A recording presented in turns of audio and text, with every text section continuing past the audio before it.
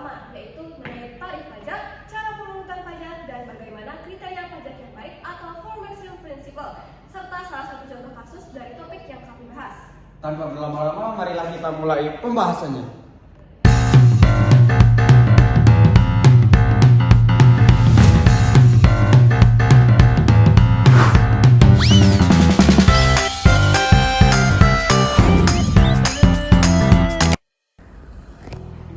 Halo semuanya, perkenalkan nama saya Kade Ayu Widiani dengan NIM D1A0410172. Kali ini saya akan membahas mengenai pajak. Apa sih itu tarif pajak? Jadi tarif pajak adalah besarnya beban pajak yang harus dibayar oleh wajib pajak kepada negara. Biasanya dinyatakan dalam bentuk persentase dari dasar pengenaan pajak, seperti penghasilan, nilai barang atau jasa, atau transaksi tertentu. Tarif ini berfungsi sebagai pedoman resmi untuk menentukan atau menghitung besar pajak terhutang, sehingga memudahkan pemerintah dan wajib pajak untuk menghitung berapa jumlah pajak secara adil dan juga jelas. Secara umum, tarif memiliki dua fungsi utama, yaitu sebagai fungsi anggaran dan fungsi mengatur. Fungsi anggaran ini yaitu sebagai sumber penerimaan negara untuk membiayai pemerintah, sedangkan sebagai fungsi mengatur ini yaitu untuk mengatur kegiatan ekonomi dan sosial, seperti menaikkan tarif pajak pokok untuk menekan konsumsi.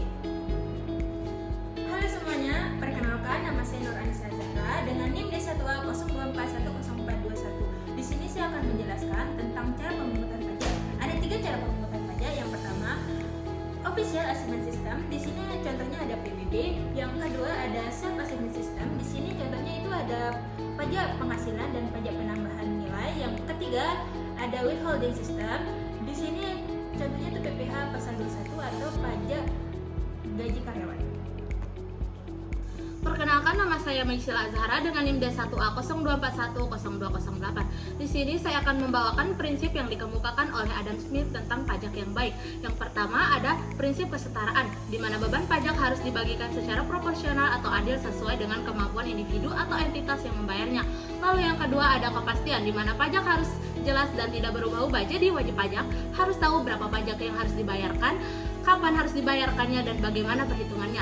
Lalu yang ketiga ada kenyamanan, di mana proses pembayaran pajak harus nyaman bagi wajib pajak. Dan yang terakhir ada efisiensi, yaitu biaya yang dikeluarkan untuk mengumpulkan pajak harus lebih kecil dari jumlah pajak yang diterima. Sekian dari saya. Di sini saya nama Zaza Faizi dengan airannya 359 akan membawa studi kasus tentang pajak PPN 12%. Mulai dari 1 Januari 2025, pemerintah menaikkan pajak PPN dari 11 menjadi 12% khusus untuk barang mewah dan jasa. Tetapi pemerintah juga melakukan ini secara bertahap agar keseimbangan daya beli masyarakat stabil. Akan tetapi ini dapat menjadi penolakan bagi masyarakat, di mana pada tahun-tahun tersebut banyak PHK massal dan melonjaknya harga barang dan jasa. Sekian dan terima kasih.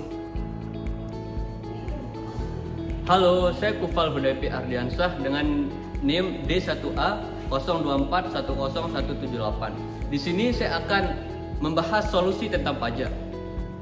Kasus pajak biasanya muncul karena pelanggaran atau penyimpangan kewajiban perpajakan, seperti penggelapan pajak, penghindaran pajak, atau kesalahan administrasi. Oleh karena itu, solusi yang tepat harus mencakup 3 pendekatan. Yang pertama, aspek hukum. Penegakan hukum pajak secara tegas dan adil. Negara harus menindak pelanggaran pajak sesuai dengan ketentuan hukum tanpa pandang bulu. Yang kedua, aspek administratif.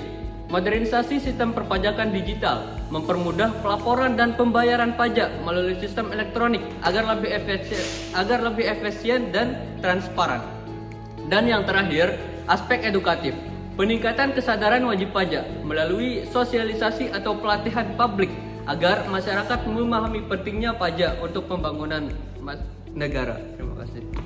Halo semuanya, perkenalkan aku Firda Kiki Maulana dengan NIM D1A0241046. Jadi di sini saya akan menyampaikan terkait dengan kesimpulan yang dimana pemungutan pajak adalah mekanisme penting yang bagi pemerintahan untuk menarik atau memperoleh dana sebagai pengeluaran negara serta menjalankan fungsi pembangunan. Kemudian prosesnya ada 3, yang dimana yang pertama itu ada sistem Official Assessment System, yang kedua ada self assessment system, dan yang ketiga ada withholding system. Kemudian besar dari pajak itu sudah diatur melalui tarif pajak yang memiliki berbagai fungsi ataupun dua fungsi. Yang pertama itu ada fungsi anggaran serta fungsi mengatur. Kemudian tarif pajak yang baik itu sudah berlandaskan dari prinsip-prinsip yang sudah dikemukakan oleh Adam Smith, yang dimana yang pertama itu ada prinsip kesetaraan, yang kedua ada prinsip kepastian, yang ketiga ada prinsip kenyamanan, serta yang terakhir adalah prinsip efisiensi. Sekian dari saya dan terima kasih. Sekian penjelasan singkat dari kelompok kami. Mohon maaf apabila ada salah kata.